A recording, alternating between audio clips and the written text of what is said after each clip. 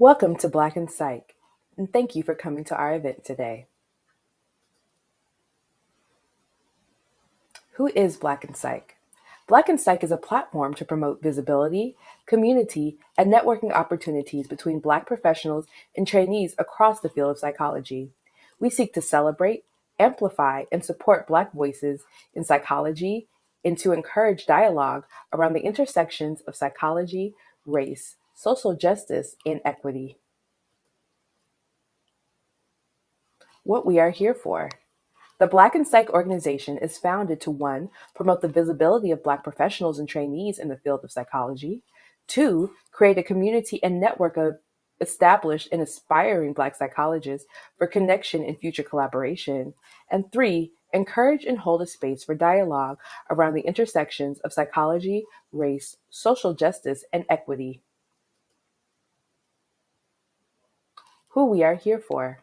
Black in Psych is founded to promote visibility, community, and networking opportunities between Black professionals and trainees across the field of psychology, inclusive of all intersectional identities.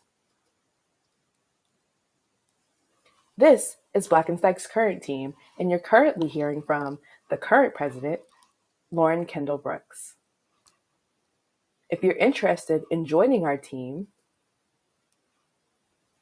please send an email to blackinpsych@gmail.com, visit our website at blackinpsych.org, or follow us on Twitter or Instagram. Also, the QR code listed on the right side of your screen will also take you directly to our website. Thank you, and I hope you would really enjoy today's seminar. Perfect. So welcome everyone. Thank you so much for being here in our second workshop of this data visualization series organized by Black in Psych. Once again, welcome everybody and welcome everyone who's just joined. Thank you so much for attending our workshops. Very quick about what Black in Psych is. We are nonprofit, we're an organization focused on creating a platform to promote visibility, community, and networking opportunities between Black professionals and trainees across the field of psychology. So we aim to promote the visibility of Black professionals and create shared resources, celebrate and amplify the voices of Black voices in psychology. So thank you again for supporting this initiative and joining us in our second workshop. My name is Jocelyn Rocha Hidalgo. I am the Director of Finances for Black in Psych, and I just want to quickly welcome our speaker today, Ketura Elie, who is fantastic, and I'm super excited for this workshop.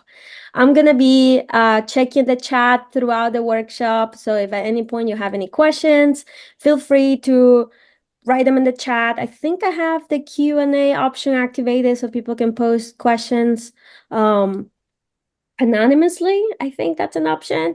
Either way, if you can also raise your hand and we will let you ask that question verbally throughout the workshop. So feel free to do it either way.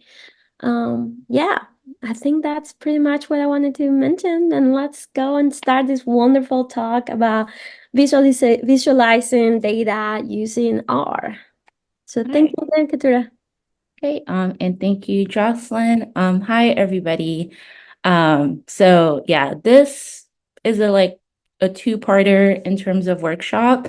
And in this workshop, we'll be focusing on the very foundations of ggplot. And so to sort of get into data visualization, simply put, it's just a way of visualizing numbers into useful knowledge. And our goal with data visualization as researchers, as scientists, is efficient communication of complex quantitative ideas. And so there are many examples of the range that your visualization can take, from something as seemingly simple as, a scatter plot with a linear regression line. You can have charts to sort of show categories of quantitative variables or to something that's even more fancy like this. And it's all done in ggplot, believe it or not. And so, but before we can get to this, like I know personally when I was learning ggplot, like looking at codes like this was very intimidating because I didn't really understand what was going on. Like, okay, I get, I need to do this to create a line plot. I need to do this to create a scatter plot. But how do I make like my visualization either more advanced or to my liking or to be accurate to like the data that I am communicating? And so, yeah, before we get to any of those plots, we have to understand the fundamentals of ggplot, which again, I don't think a lot of kind of intro to stats courses go over, or even if you're using R. And so the goal of this workshop is to really understand that foundations before we can build up to those more complex plots that I was showing as an example in the beginning. Okay. So when we're talking about visualizing data, we have to understand our variable types. And I know typically when we're getting into research, this is something that we sort of cover, right? Like if you're doing experiments or anything like that. But this also comes into play when you are visualizing your data, especially when you're using ggplot, because this informs what you'll use to show your data. And so when we're talking about ggplot, the GG stands for grammar of graphics, if you didn't know, and it really truly is like a language. And so just the same way that there's ways to build sentences and there's like proper structure, there is sort of like the same sort of structure that goes into using ggplot. And so for this talk, we'll focus on these crucial, like fundamental elements of ggplots, which are your data, aesthetics, and the geometries. And then we'll also focus on facets and themes towards the end. Okay, so data, aesthetics, and geometries are again like the foundational sort of elements to building any plots, and they're going to be the basis of all your plots.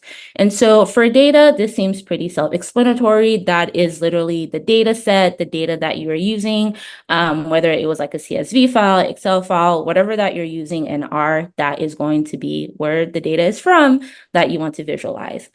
The next thing is aesthetics, which sounds really weird, but they just refer to the variables in your data set. And so when we're talking about X and Y aesthetics, we literally mean the things that are going to go into our X-axis and our Y-axis, and they're going to be the data from our data. And then finally, we have our geoms, which is the way that we display our data. And so when you see like things like geom point, geom line, it means that, okay, we have this aesthetics, X and Y, geom point, we are going to represent it as a dot. And hence we get our scatter plot. If at any point, oh, there's a question. Yeah, if at any point there's questions, please, stop me, let me know. Happy to answer it right away. Okay. And so once we've understand, again, like the basis of these, once we go into ggplot, this is how we build any sort of basic visualizations. Yeah. Okay, so for example, during this workshop, I am going to be switching back and forth between our Markdown file just to kind of show like in live coding of this. And what I'll be working with is the Anscombe data set. And so if you use R, you've probably heard of tidyverse. There are these like built-in data sets that happen when you load this package, and Anscombe is part of it. And so this is going to be our data. And usually it's comprised of, we have our variable name, we have our data type in purple. These are all DBL or numerals. And then we also have the actual values. And so if, you were somebody who were asked or tasked to visualize this data set, how would you go about it, right? Like that's, as we can see, we have many variables. They're kind of like the same name, but something to note specifically about this data set is that our data is not tidy. And what we mean by tidy is just Like that's kind of like a R philosophy. But it's just that your data should be, or your data set should be in a way that's ready to go into ggplot. And here our data is not tidy because one column contains two pieces of information when it should contain one. And here we have not only the variable, so like X, but we also have the data set that it's associated with, which is represented by this number 1. So X1, Y1 are part of the same data set, but we have two information contained within one column. And so before we can even start visualizing this data, we have to tidy our data before we can actually use the full element of ggplot.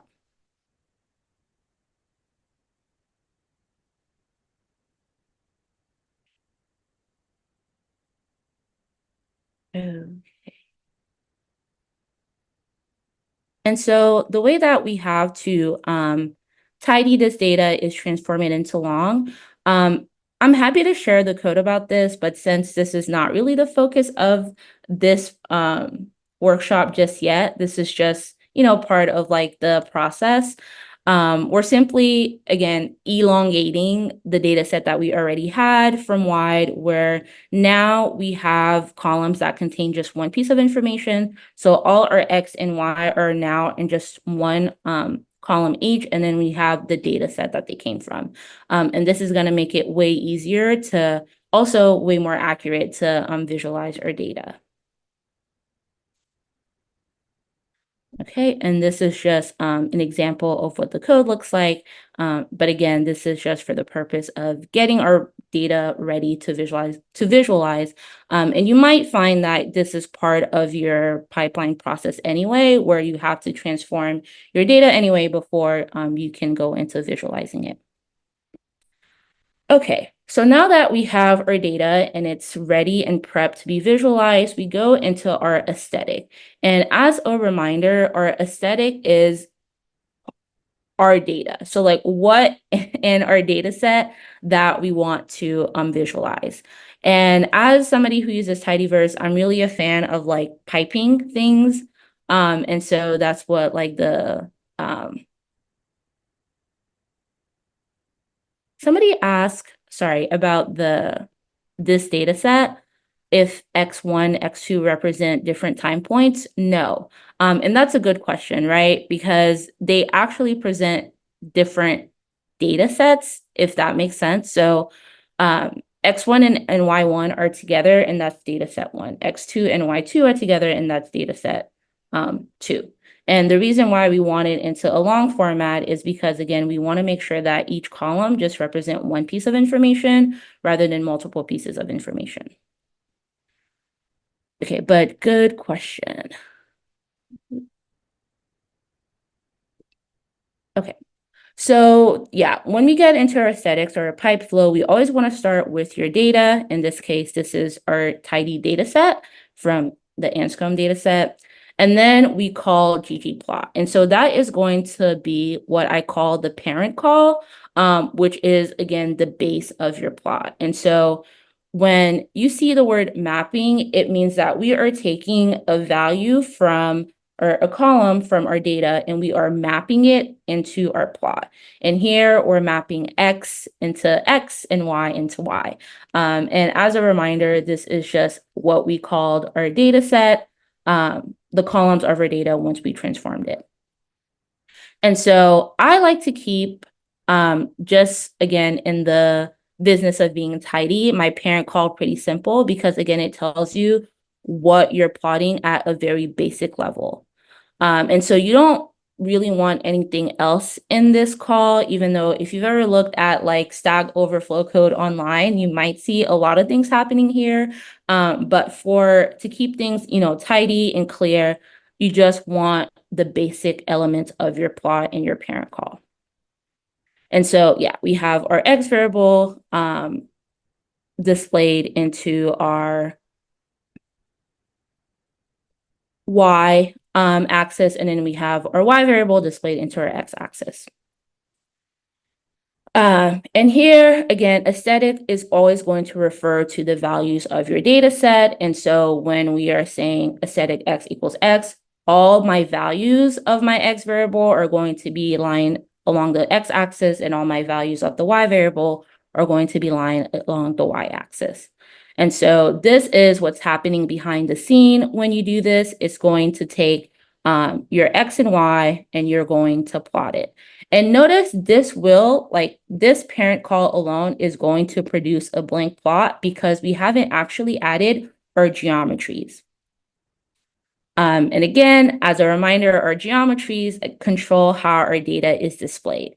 And so if we want to show a scatter plot or just a point of our data, we are going to use geom_point, which will display our dots in our plot.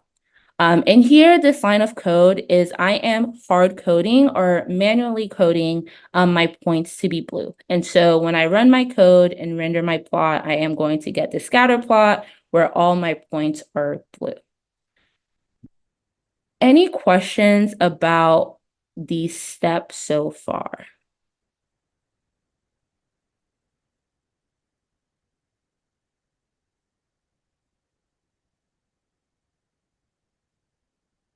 Okay. And so when you get into this point, customizing your plot becomes kind of easy. So if I wanted to change all the plot points to be purple, I would just say color equals purple, and I have purple points for my scatter plot. But the nice thing is, so typically you're not just visualizing 2 variables, you might be visualizing 4 or 5. And this is where you can use aesthetics to achieve that even more. Because not only can you use it within the parent call, which is that original ggplot call, you can also use it within your geoms. And again, geoms are just whatever you use to visualize, represent your data.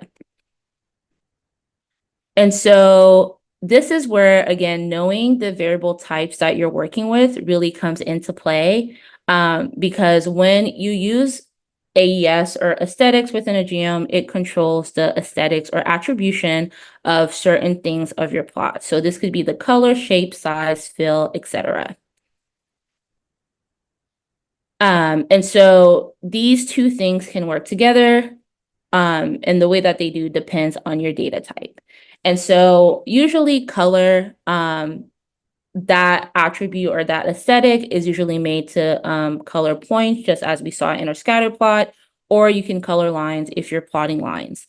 Size also tend to control the size of your points. So you can make bigger points or smaller points. Alpha is typically the transparency or the opacity.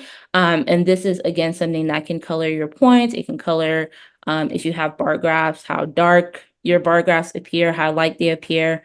And then you have shape, which typically only control the points. So you can have circles, squares, triangles, etc.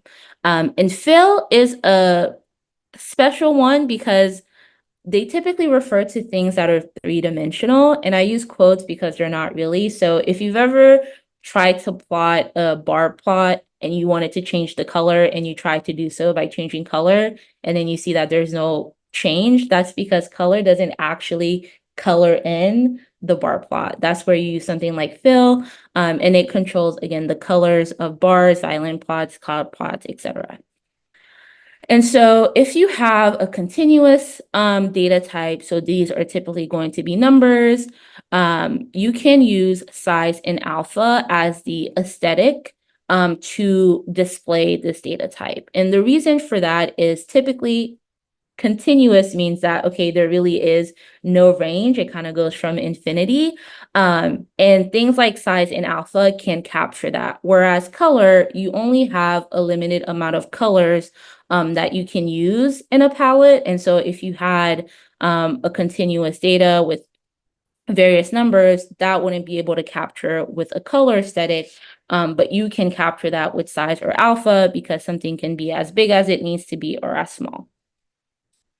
Similarly, if you have a discrete data type, asterisk, because this could also sometimes be continuous, you could use color, shape, or fill to represent this. And again, it goes into the amount of categories this data type might have.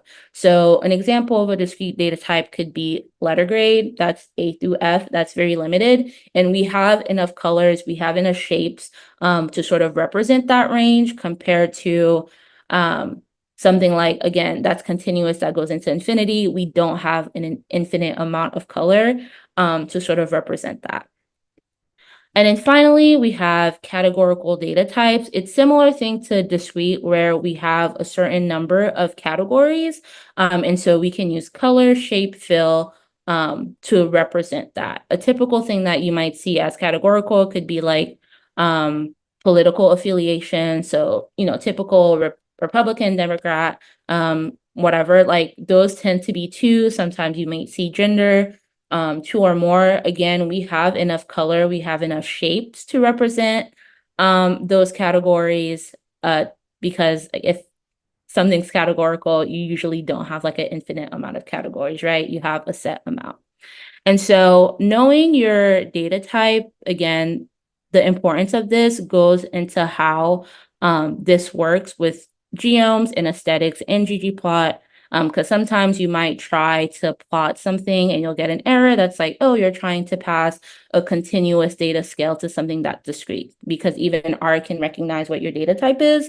And so knowing that as the researcher will set you up to be able to plot or create the visualization that you need that is accurate. Okay, so we're back to our original plot where we have, again, our parent call, simple XY, but now we want to introduce a third variable. And the way that we could do this is, again, by including a aesthetic call. And similar to the parent plot, we have this mapping in front of it, which, again, just indicates that we are mapping something from our data set into our plot. So unlike before, when I was changing it to blue and purple, that's just, again, manually setting those colors. Blue and purple do not exist in my data set. And so I wouldn't be able to map those values into my point. But here, if we map our size to our X variable, what we see is that now our points correspond to the value of X. And a way that we know this is working is that we now get this legend that auto-populates anytime we use aesthetics within a geome. And so this legend tells us the bigger that the dots are, that represents or corresponds to a bigger value of X. And again, when we had blue, purple, we did not have any legend because that, again, did not exist in our data set. And everything was just blue, everything was just purple. But here we see a variance in size because we are mapping our X column from our data set into our plot.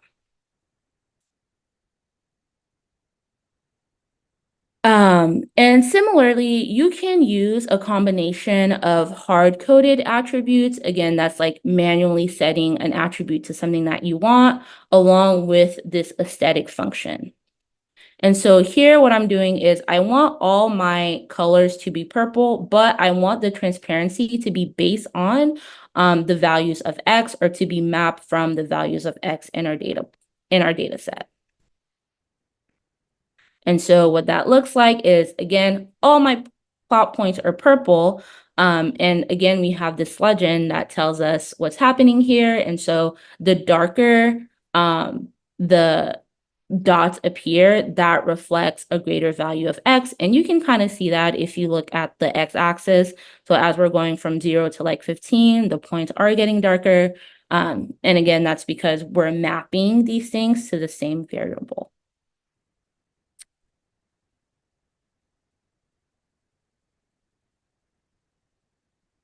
Okay. And then, yeah, together, you can often use aesthetics within Geom to display additional variables in your data set. Okay, so that was Geoms and, well, the basic elements of data aesthetics in Geoms. I'm going to stop share this and go to my R Markdown just for like live code demonstration of what I went over. And so the first thing that I'm going to do is run my tidyverse package. And this is the data that we were working with. And again, we can see that this is not tidy because we have multiple information contained in one column. This is the live sort of code that goes into tidying our data. And again, the reason why I'm a fan of this pipe system is that you can see each step, which I'm a big like visualization, no pun intended, but seeing how things are to learn. And so here I am just creating a row to ID, and this just helps keep all my rows organized. Then I'll pivot everything except for my row to ID column. And so everything helps to match. And so I have all the X and Y into one column and then all my values into one column. But this is still not tidy. I still want it so that I have an X column, a Y column, and then the data set that this belongs to. And so this is what this line of code is doing, where I want to separate this name column. And I want to separate it into where the first value goes under variable and then the second value goes into data set. And this is what this sep equals 1 is doing, is I just want to separate it by one character. And so in doing this, I have something like this. So I have variable, data set, value. Everything is still organized thanks to this row ID. And then finally, I want to make my data set wide again. Again, because I want that final result of having an X and Y data set. And so I'm going to take the name from this variable column, X and Y, and then the values are just going to be under this values column. And then this arranged by data set just means that it goes from 1 all the way to data set 4. And now we have our tidy column or our tidy data set where we have X, Y, as well as the data set. And we can store this into another object. And here we have our final tidy data set. And again, the major components of any statistical figure is going to be, you start with your data, you start with your parent call, and then you finally have the geome that you want. And then here within the geome, you can also have things map into your data set, or you can have things hard-coded or manually set for things that don't belong in your, or not part of your data set. And so this is just to create the last figure that we saw, where we have our transparency dictated by our values of X, but we hard coded our color of the points to purple.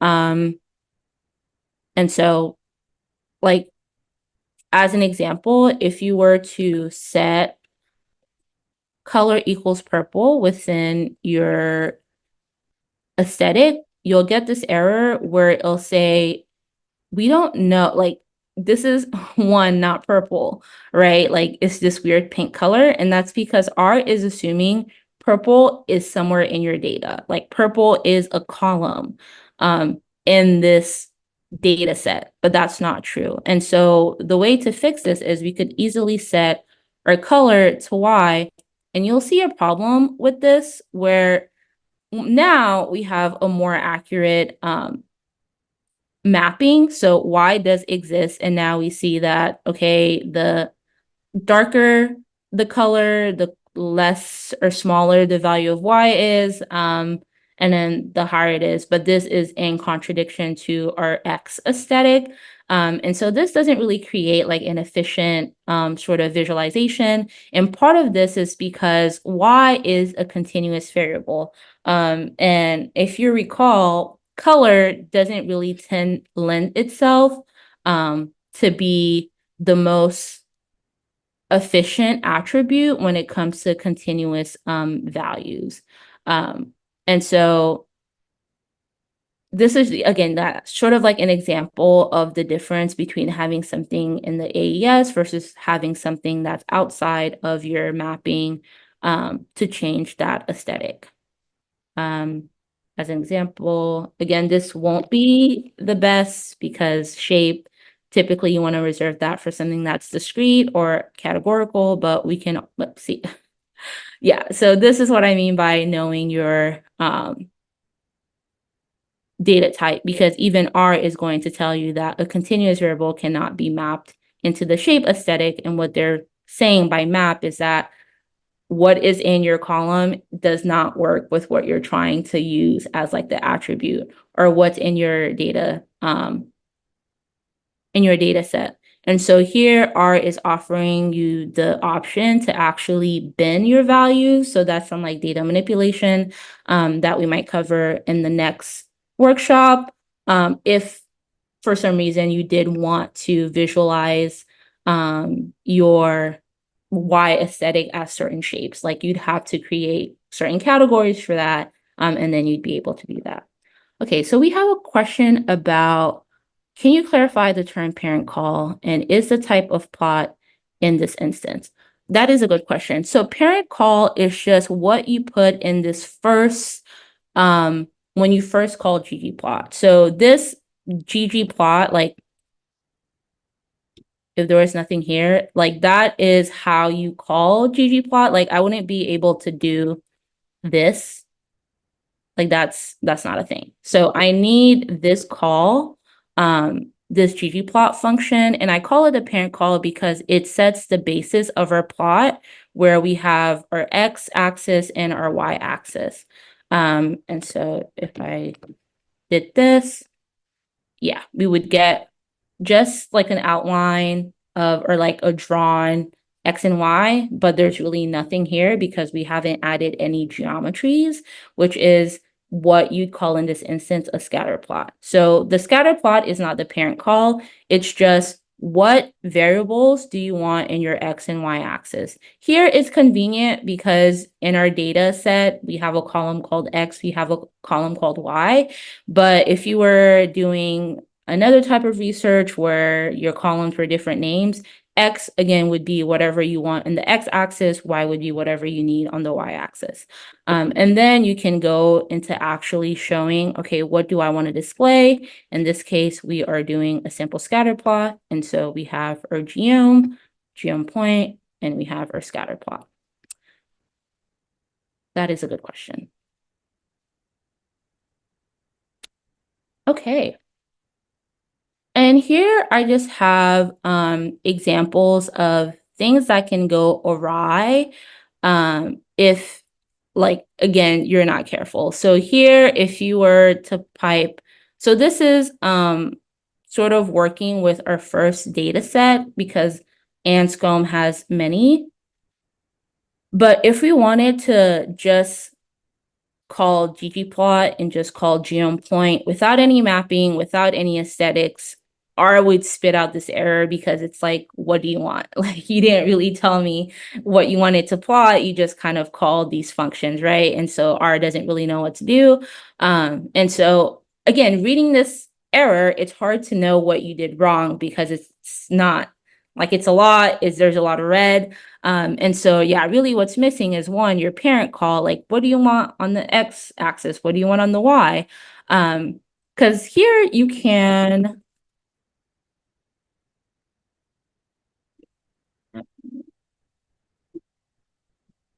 X equals X, Y equals Y. Because you can do this. Like if you have nothing in your geometry call, like the default is just going to be a black whatever. And so here it's just, okay, at least you told me what the value should be in the X and Y axis. I can do that. And so I'm just going to spit out this simple scatter plot. But yeah, without anything here, R really doesn't know what to do. And so you'll get that error.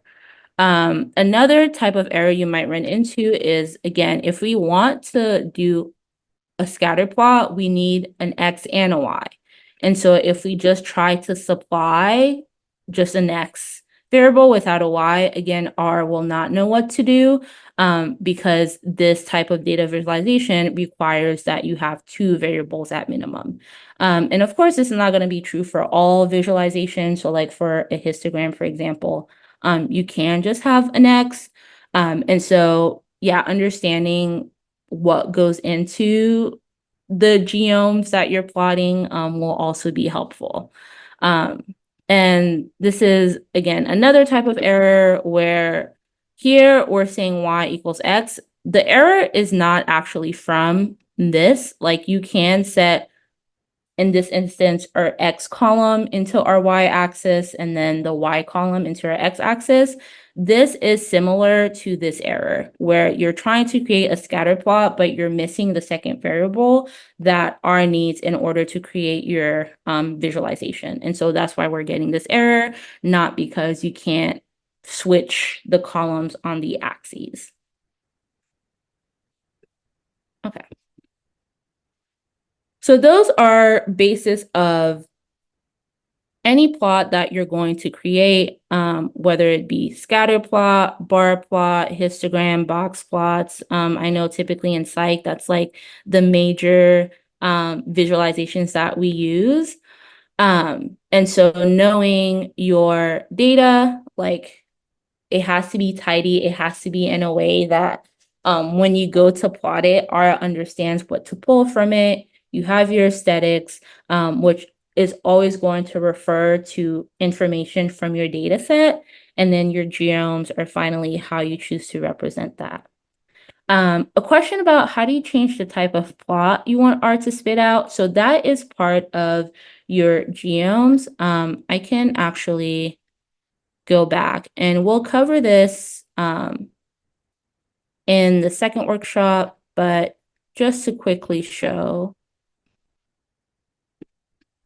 here, typically if you do this, I hope everybody can see like all the options that I get. So you just use geom underscore. And if you wanted a bar plot, you'll get this. See, x equals x, and this won't be an error anymore. Yeah, so this is like an example of a type of visualization that doesn't need a second variable because under the hood is something people like to call when R is like working, behind the scene. Bar plots are just counts. So it's just taking your values of x, which is like 6, and it's saying, okay, you have this many count of x equals 6 in your data plot. So the reason why you don't need a y axis is because behind the scene, R is calculating those counts for you. You can do it manually, but if that's not the case, it's like, okay, all I need is whatever you want me to count, and I'll create this x-axis for the count. But yeah, so to the person who asked how you change it to a bar plot, if you wanted to do a box plot here, you do need, this is not going to work. Or maybe it is, but this is a weird looking box plot. But yeah, you just change whatever comes after the underscore for geom box plot. And if you wanted to make it like a typical long way, you just do this where it displays. Again, this is not really an informative visualization, just for an example of how to change things around. R will do this for you. And so that's how you change it, by changing the genomes. But good question. Okay, so back to our Anscombe data set, and there is a reason why I like to use this data set specifically to kind of show like why visualizing your data is so important. And part of this is coming from the facets. Let's do the themes. That's for more customization, which I think a lot of times we are interested in doing, but we're so focused on like the analysis and, displaying that. By the time we come to that, we're like, what the heck? And that's where you go into like your Googling rabbit hole to like change one color. And it's like, it's not working right because there's not this understanding of what this is actually doing. But focusing on facets specifically, this is a way of faceting or splitting your data into subsets. And so what this results as is you have the same X and Y axis, but little mini graphs of different parts of your data. And we'll get into details of that for the Anscombe dataset specifically. And then theme is finally, again, controlling how your the look of your graphic. So this can get very extensive because it can control your background, your header, the color, everything that goes into, again, customizing your visualization. But for the importance of facets, again, it's going to split your data into subset. And here, like, we didn't talk about this variable that much because we were focusing on our scatter plot, but we have this data set variable where this is, it's not continuous, it's not discrete, it's categorical because we have 4. So although it's a number, really it's just data set 1, 2, 3, or 4. And so how would we want to, or how could we go about displaying this in our visualization? We can do that by faceting our data. And so what you get when you facet is this result right here, where you have data set 1, this scatter plot specifically for all the X and Y values from this data set. Data set 2, you have also this scatter plot, same for data set 3 and 4. And as you can kind of see, like, this plot is clearly very different compared to this. Like, if we were just plotting X and Y, you might assume that the relationship between X and Y is like this, kind of one-to-one linear relationship, whereas X increases, so does Y. But when we include this faceting aspect, like, we're taking into account that, okay, not all these variables come from the same data set, we see different relationships emerge. And so that's, like, again, one of the key things about displaying your data, or like visualizing your data, is that you can get these insights that you might not have gotten had you simply jumped to trying to analyze the relationship between X and Y. And the way that we include this is by this function called a facet wrap. So after you have your parent call, you have your geom, which is, okay, I want a scatter plot. I'm using geom point. Now you have, okay, now I want you to show all these different mini scatter plot by this one variable data set. And so the way that this works is this tilde, like, if you've ever done a LM call or linear regression call, like, you've seen this as well. And it just means, like, as a function of. And so I want to wrap, my data as a function of this column data set. And you'll see here something that's unique about facet wrap is that you don't need the aesthetic call for R to know that this is from your data set, right? Because unlike everything else I've shown you, like, if I wanted something to be purple, like, I would have to set that outside of AES because that doesn't exist. But when I try to put it within AES, I didn't get a purple dot, right? It gave me this pink color because purple doesn't exist in my data set. But with facet wrap, because you have this tilde function, you don't need to have an aesthetic call. R will know this is a column in your data set. And so I will, again, create these mini subsets of data based on this variable. And then this labeler is just an additional mini function that you can include in this call. And this just means that I want you to label both my X and Y axis for all these points. And so I'm going to jump back to my R markdown to kind of show this in real time. And so here, okay, let me kind of go back 2 steps. We have our plot, right?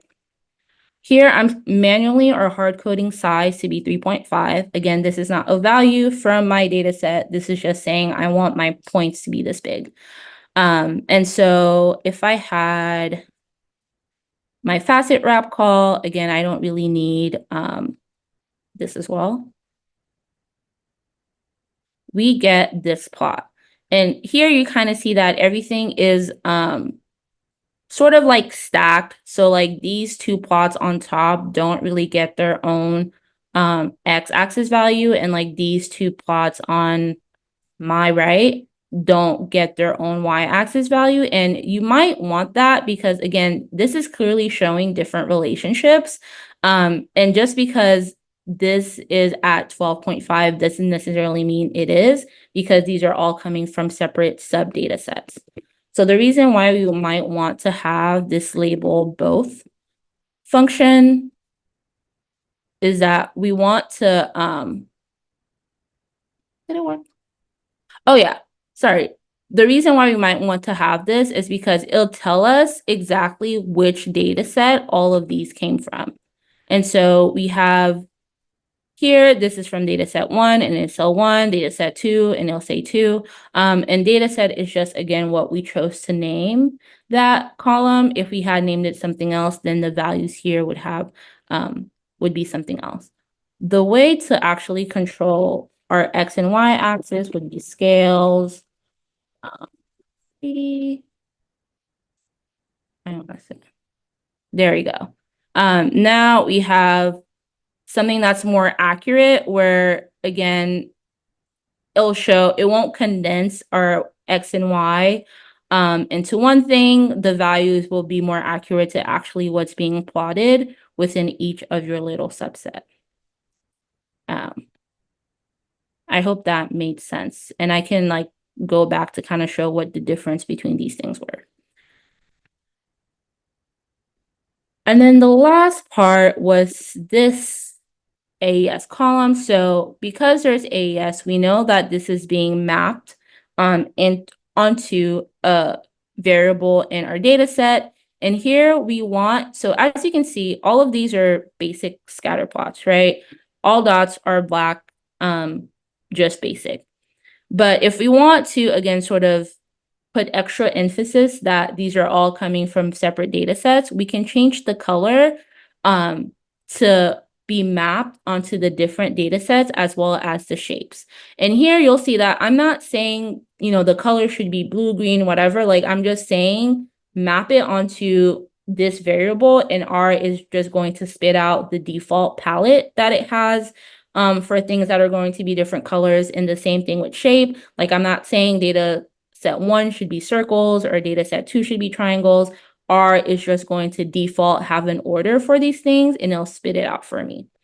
And so when I run this code, again, you'll always know that your aesthetic to geom works because you'll get this legend.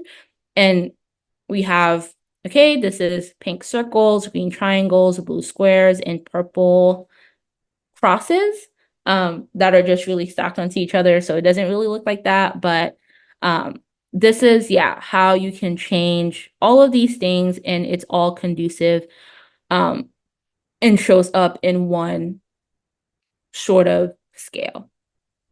Because another thing that could happen is if your things that go into your legends don't match, you'll get two separate legends. So if I wanted to change this to X, which is, that's actually not going to work because shape only works for things that are discrete. So if I wanted to change this to this, you'll see now I have two separate legends because they're two different variables, right? And so they're taking on different values. And so we won't have a combined legend that is the same. But because our color and our shape are coming from the same exact variable, we have this result. And then the last piece of this is where your theme comes into play, where since we already have a label that indicates this is data set 1, data set 2, this legend doesn't actually give us any meaningful information. And so if this is something that you wanted to remove, for 1, maybe you don't like it, but for 2, like the most logical thing is that, again, it doesn't convey any additional useful information. You can use theme. This is, again, another call to your ggplot, legend position, and then we say none, and then it'll remove our legend for us, and then we have this plot. Okay, that was kind of a lot, but that is, again, behind the scenes, sort of what's happening when you get this far into building your plot out. So we went from something really simple, like our simple scatter plot, to this sort of more complex figure where, again, we can kind of see these different relationships that are happening that, again, maybe we wouldn't have seen had we just not visualized anything at all and we went straight into statistical analysis.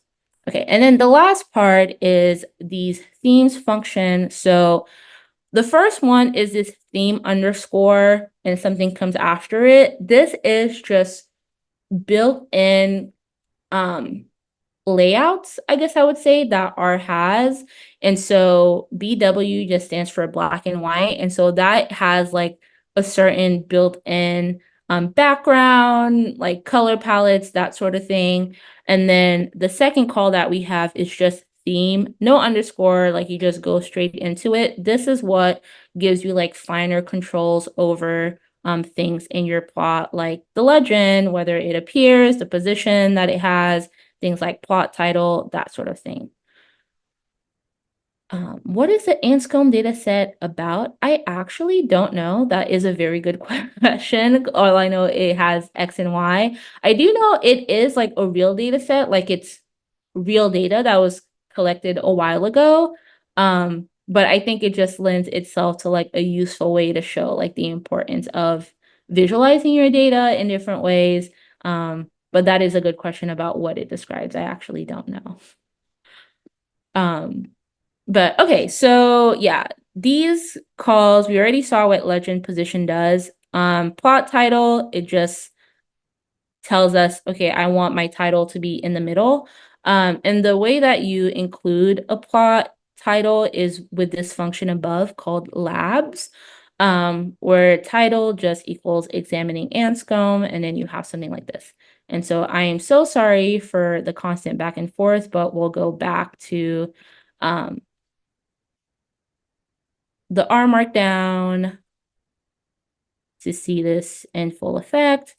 And so this, again, labs, I don't know why it's called labs, to be honest, but I just know that it controls like these things about your plot. So we have our title, examining Anscombe. If we run this, it has our title all the way here. And again, you might not like that. We also added some, I'm going to mark this out for a little bit just to focus on this. We can also change your X and Y variable names.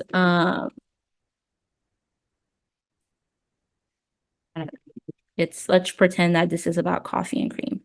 And so if you do that, you'll see that now our X is coffee, our Y is cream. The reason why we didn't change it before is because the titles of our columns were pretty straightforward, just X and Y. I don't know what X and Y stand for, but I know typically in your data sets, your columns might not be named after the variable that you're actually calling it. And so if you want that to be more accurate, this is how you change your X and Y names to match whatever variables that you're actually that you're displaying. And then theme, yeah, black and white, it'll just turn this gray background into like white sort of background. Similar to Geom, if you do this, they'll like be just built-in options that you can select from. And so theme classic, I know that's something that people like to use. And again, it's just different layouts that R has as built in for you to sort of like explore. I don't really like this one, so I never use that one. There's minimal, and again, it'll just change the layout of your plot without you having to go into the nitty gritty of this theme function, because you could achieve the same thing by having a lot of code within your theme. And so this is just like a shortcut to getting some really nice layouts. And then here, again, we're getting rid of this legend because it's not really useful. And then we want our title to be in the middle rather than to the left. And so if we plot that, we get our title in the middle rather than to the left. And so that's how that happens. And again, theme can get really extensive with what you could do, but this is how you change just the finer things in your plot. And then this little last code that is talked more about in the take home, but I can kind of cover it here. So this is how you would add a regression line to your plot if that's what you wanted to show. And so here I'm just saying, okay, again, if you've ever conducted a regression analysis, you've seen this call before, LM. That's where you put in, whatever variables that, like whatever your model is. And so that's what we're telling our method is just a linear model, or formula is just going to be XY. And this is not your XY, it's just the axes XY. And so we know, okay, let's say this is our dependent variable and this is our independent. So we want Y as a function of X. And similar to all our other geomes, you can have an aesthetic or change what your lines look like. So one, I'll just show how this looks. If I'm just, oh, I have an extra, right? So here I have all my lines and it's just a blue line across everything. And notice how it just plots a regression line for everything when we can see that our points are not linear. Like data set 4, they're just stacked on top of each other, right? But which is again why visualizing your data could be helpful, because this is something that you can see, because all our regression line is going to do is it's doing its job. Like it's drawing a point, like a line between all the points that you have. But this is clearly some kind of like outlier because it's not following the trend that we see here. And so this is not actually, or at least I wouldn't describe this as a linear relationship here. But that is what this is going to do, right? When you run regression, like this line is what it's going to do. And so we have, just this blue line that's across all our data set. But if we wanted it to kind of like match, like I want this to be the same color that my points are. And I want this gray ribbon, which is just showing like your confidence interval around your regression line, to also match the colors that I already have. You can change or map the aesthetic to those things. And so we are mapping the color of the line to data set. In the fill, because again, this is a 3D object, not really, but it's just there's a lot of space. That's how you change the color of the gray band using fill. It's the same way that you change the color of like a bar plot, for example.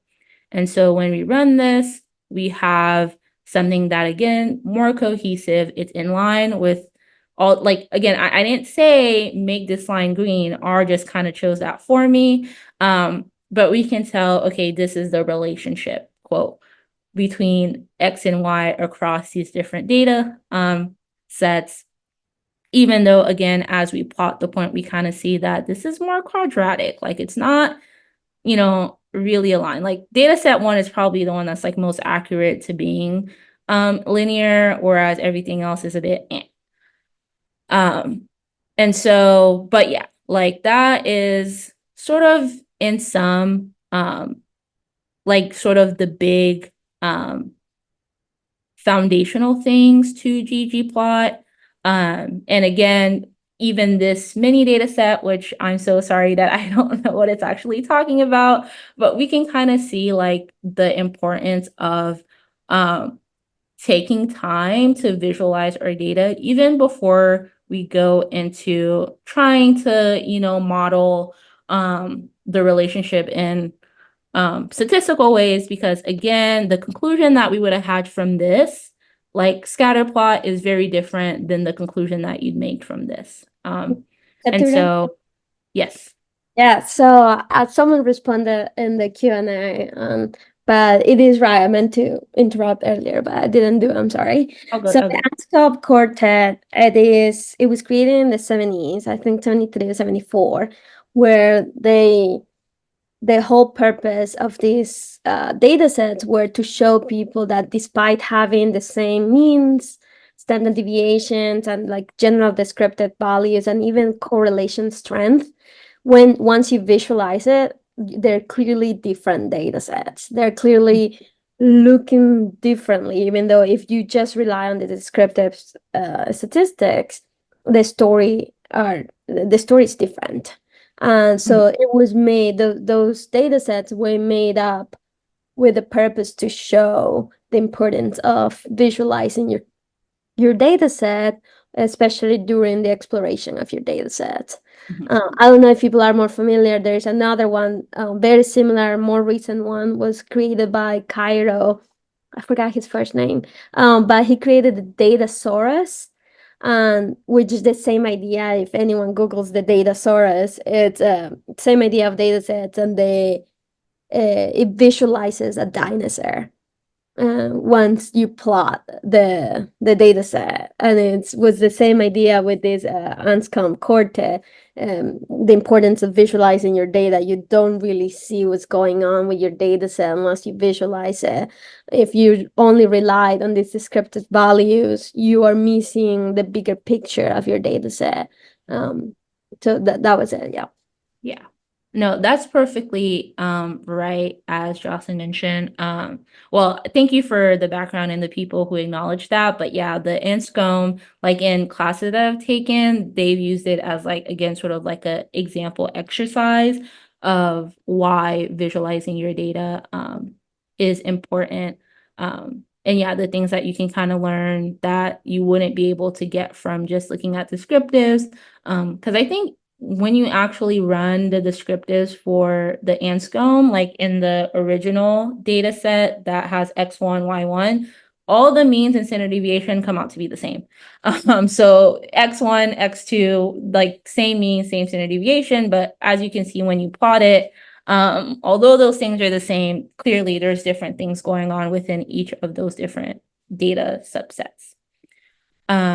Okay, and then yeah, the last thing that I had, yeah, was themes. You can get very extensive into your theme. So this is an example of me spending not as much time as I should. Like I really can get into this, but like completely transforming like a box plot histogram into something like this by using themes. And this last slide is just like a square one of where to start with this. Like definitely not an exhaustive list by any mean, but I think it is a good place to start, especially because these are the people that made R, and so like their whole tidy philosophy and all that stuff is really implemented into how they describe how to go about like plotting and using tidyverse. Somebody did ask like where you can get more information for the theme part. And so I'll quickly share this. So this is just like the ggplot page, like by R itself. And this shows you like everything that you can do with theme. And this is a very, very, very long list, right? Because this controls all like the true aesthetic or the looks of your plot. And so, yeah, all of this is what you could do with it. And so there is like it breaks down what these things kind of control, how to go about it. And then towards the very end, it'll give you some examples of when you change this, this is what happens. When you change that, this is what happens. And so I think this is a good place to do. But again, the theme is only for, again, if you're like a certain project calls for this level of customization, which typically doesn't happen. And there are some useful sort of R packages that will kind of automate like things ready for publication. And so instead of you know, customizing it to that extent, you can just run that package, which uses ggplot as their base. So you'll use the same sort of semantics when you go about plotting these things, but it'll give you like a ready-made plot that you can just copy and paste into your manuscript, and it'll be like accepted by whatever, you know, journal that you're submitting it to. Yes, I can share the markdown document that I was using in the demo. to yeah, kind of walk through the code, the line of code yourself, and that sort of thing. And yeah, for just to see, yeah, what the code is. And again, this is like a very, like I try to follow like the tidy philosophy, because sometimes things that you'll see in ggplot, which like if you've ever looked up code, is often people won't have like this as their start. They'll use ggplot, and then if you can see like this yellow rectangle that comes right here, that kind of shows, oh, here's like the basic, thing, and it'll have parent frame, which is why I call it parent call. But people will have this as like their way of plotting things. And then you can go X, Y equals Y. And there's nothing wrong with this. It's just, and then if I did geom point, you'll see that this will also give me a scatter plot. No error, because yeah, like that's the first thing. But the reason why I like to use the pipe function is sometimes I'll need to mutate, manipulate something about my data set, but I don't actually need it to be part of the data set. It's just for visualization purposes. And so when I want to do that, it's just easier for me to type in my data, and I can have like whatever my mutate thing is. And then it'll be easier for me to then later pipe in that variable into my code flow, if you will. But yeah, so if you see something like this on the internet, like this is not wrong, like this is how you would plot something. If your data set is, already perfect, like you don't need to make any more changes, like how it is how you're gonna plot everything. This is a way that you can start your ggplot parent call, and then everything else kind of follows. Okay, any questions about anything that was covered or maybe not covered, and I'll try my best to answer that.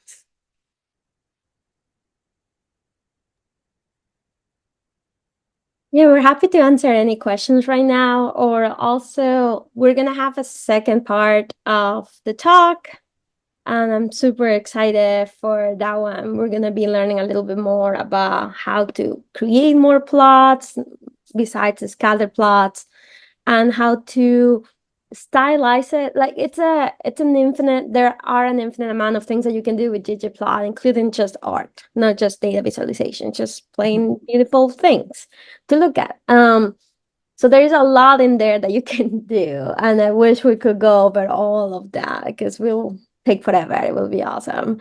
But next time we're gonna learn a little bit more about how to personalize a little bit, like colors, changing some of the titles and things like that. That normally are the things that we need to do, Right. because we need to submit them somewhere. Right. And then kind of going over, at least again in psych research, the major plots that we use. So bar plots, box plots, and we've already seen scatter plots and maybe a histogram. I also wanted to kind of quickly show that there is like a take home, like, your chance to practice these things. And then I'll have like a answer sheet for this. But this is a similar thing, but this time we're using the iris data set. And similar to Anscombe, as long as you have tidyverse loaded, you don't need to read in anything. Like this will just be part of R. And so this kind of just walks you through, okay, like working, basic plot, we're working with two variables, changing the color, size, opacity. How do we introduce a third?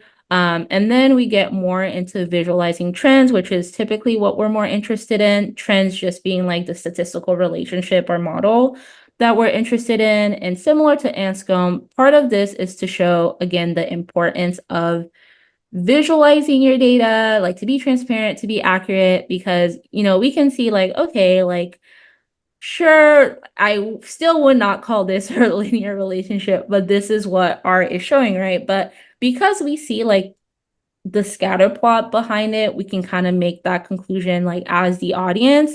But if, I wanted to like be sneaky and I didn't want to show you the data and I showed you this, you'd be like, wow, like this is a perfect linear model, like 1-to-1, because, I'm not giving you any other context for what's happening with my data. And we don't want to do that. We don't want to be that, right? Like we want to be honest and transparent, like open science, all that stuff about our data. And so this mini worksheet kind of just walks you through like the same thing, and what happens when, again, you sort of visualize the full extent of your data set and what kind of conclusions that you make when you look at 2 variables compared to 3, that sort of thing. And so yeah, it'll be a chance to practice similar code. And again, I'll give the answer sheet. It'll be loaded in the GitHub repository we'll have for this. And so even if you don't come to the second workshop, there'll still be a place for you to see like what the code for this is. Yeah, we can use also this space to answer questions about ggplot and also to hear from you what you would like to see in the future. If we can make it fit in the next workshop, we'll totally try our best. But if we can organize more workshops in the future, we would love to hear from you. We do have a form that as soon as you sign out, I think, from the workshop, the video right now on Zoom, you should be able to complete that survey. Feel free to fill those in there right now in the chat, or just unmute yourself and let us know what you would like to see.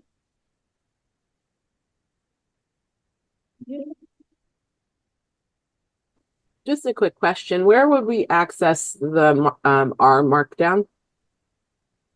Yes, that's going to be located in the repository that I sent out today, I think, or yesterday, but I'll send it again and I'll put the link right now in the chat. It's a GitHub repository. Oh, you did it already. Or no? Oh, it's here. No, I did it. It's okay. There.